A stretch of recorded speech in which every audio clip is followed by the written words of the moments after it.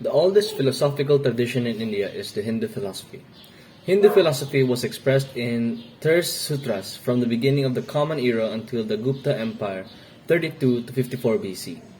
The Hindu philosophers' main concern were metaphysics, epistemology, linguistics philosophy, and moral philosophy. There are 6 Hindu philosophies, 6 main Hindu philosophies. First is the Nyaya reasoning. In Sanskrit, it literally translates to as rule or method. Nyaya is one of the 6 methods of darshans of Indian philosophy.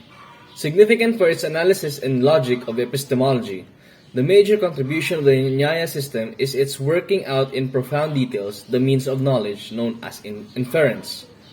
Nyaya is both philosophical and religious. Its ultimate concern is to bring an end to human suffering, which results in ignorance of reality. Liberation is brought about through proper knowledge. Nyaya is thus concerned with the means of right to knowledge. Second is the Vaisheshika philosophy, or the physical sciences. This philosophy was developed by Prashastapada. Its theory is based on the idea that all physical objects can be reduced to a finite number of atoms and that Brahman is the essential power that causes these atoms to become conscious. Substance, attribute, actions, genus, the universe.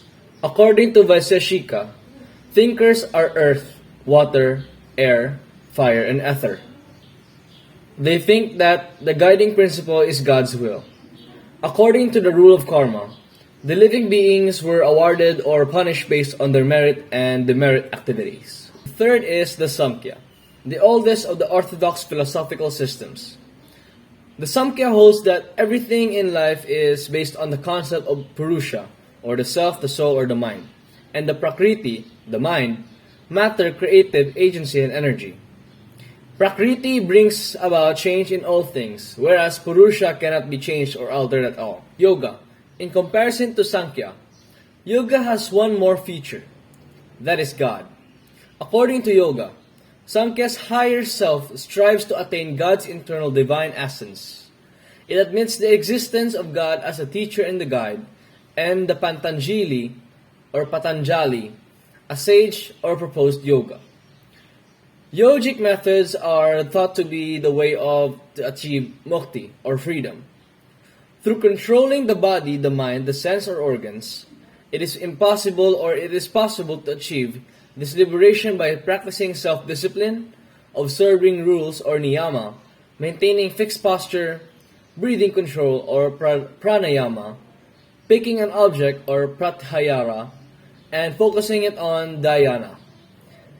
Completely dissolving oneself, uniting the mind, the object, and yourself, or the samadhi, Mimamsa. Mimamsa is the longest and thickest philosophy written by sage Jaimini, a student of Vyasa, around 400 BC.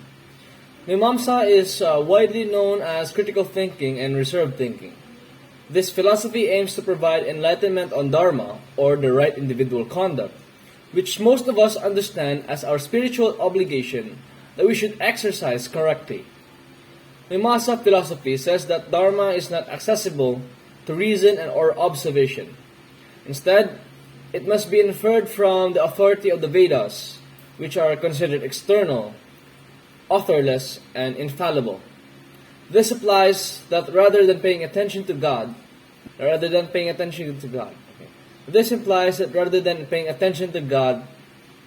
God does not exist. This philosophy focuses on the character of the Dharma. The Vedanta. Vedanta is the most ancient spiritual philosophies. Vedanta literally means the end of Vedas, which is the final or the highest teachings of Vedas. It is the core of all Hinduism teachings. Vedanta emphasizes the oneness of existence, the divinity of souls, and the harmony of all religions. It teaches us that our fundamental nature is divine, and its realization is our birthright. Vedanta, then, is the search for self-knowledge and the search for God. Chakra refers to the energy points in an individual's body. In a spiritual view, human's body is not just for physical and mental, it is also an energy source. A human body has 7 main chakras along the spine, and each chakra has its own meaning and function. The first chakra is the crown chakra or the Sahasrara. It is for spirituality, relationship to God, and universal source. The second chakra is the brow chakra or Anja. It is for intuition, wisdom, creativeness, and intelligence. The third is the throat chakra or what you call Vishuddha. It is for communication. Fourth is the heart chakra or what you call Hridaya. It is for giving and receiving love. Fifth is the solar plexus chakra or Manipura. It is for personal power and self-will. Sixth is the sacral chakra. It is for emotion, balance, sexuality, and procreation. And last but not the least is the root chakra. It is for survival and physical needs. Central ideas of Confucianism, Taoism, Buddhism, Hinduism, and Western core. Confucianism. Confucianism focuses on the importance of having good moral character, for everything has consequences. The golden rule of Confucianism is do not do others what you do not want others to do unto you. Confucianism is best understood as an ethical guide to life and living with solid character. Yet, Confucianism also began as a revival of earlier religious traditions. Taoism. The main idea of Taoism is that all living creatures ought to live in a state of harmony and balance with the universe and the energy found within. Taoism is based on the idea that behind all material things and all the change in the world lies in the fundamental universal principle, the way of Tao, which is the purpose of humans is to live according to the Tao, which requires passivity, calmness, and non-strife. Buddhism. Buddhism's main idea is that life is all about suffering. It is up to us whether to see it positively or negatively. Buddhism also said that through meditation, spiritual and physical labor, and good behavior, one can achieve enlightenment or nirvana. Hinduism. Hinduism gives importance to the doctrines of samsara and karma. One of the critical thoughts of Hinduism is Atman, which means the belief in the soul. Hindus strive to attain Dharma, a code of living that emphasizes good conduct and morality, because in the religion, people's actions and thoughts directly determine their current and future lives. Western core. Western philosophy emphasizes the importance of scientific investigation to provide sufficient understanding to understand everything, especially the self, and has developed theories and differences. Western philosophy focuses on individualism rather than relational. Japanese culture. China heavily influenced early Japanese culture. During the Edo era, Japan exercised a strict isolationist policy, closing its doors to all relationships with the outside world. This cultivated a distinctly Japanese culture. Essential parts of the Japanese culture are Shinto and Buddhism, the Meiji period, shrines and temples, and Japanese cuisine. The two dimensions are, first, ethic.